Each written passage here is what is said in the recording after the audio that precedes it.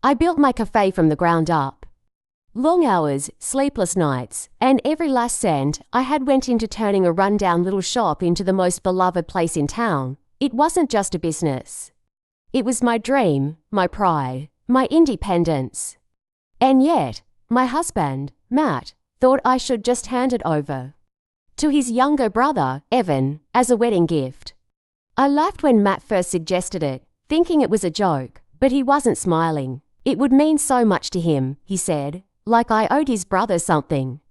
Like the years of effort I poured into my cafe were nothing more than a piece of furniture I could just pass along. I stared at him, waiting for some sign that he was messing with me. But no, he was serious. Family comes first, he added.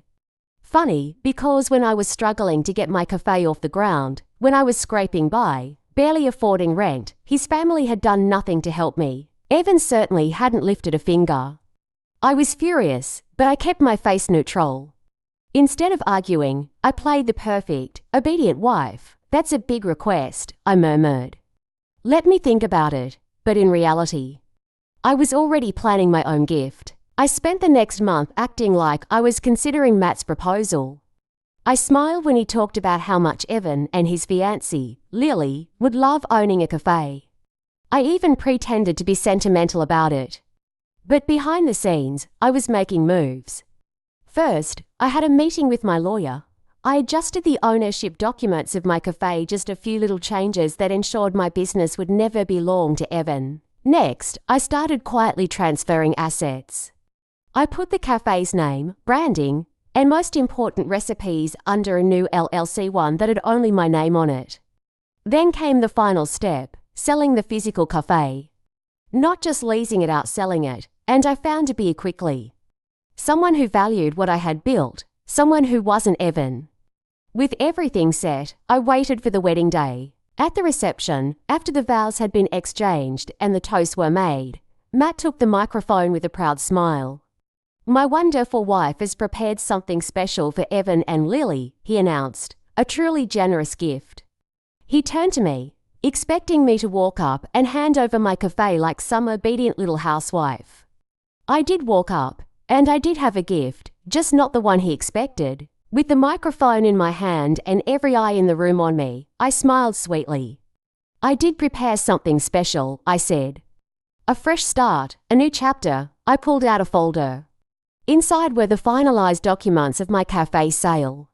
I'm so honored that Matt believed in my ability to build something from nothing.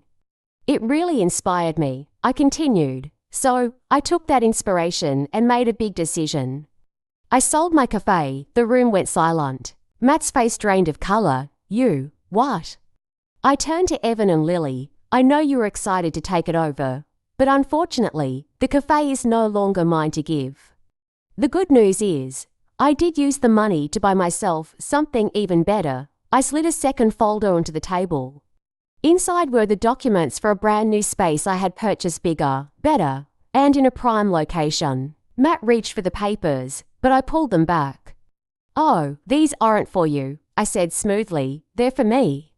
And then, looking him dead in the eyes, I added, and only me. The realization hit him like a freight train. He had expected me to roll over, to give away my hard work like it was nothing. Instead, I had played along, let him believe he was getting his way, only to turn the tables in front of everyone. Evan looked furious, Lily was stunned, and Matt? He was humiliated, but I'd never felt more powerful. As I walked off the stage, champagne in hand, I heard whispers ripple through the room.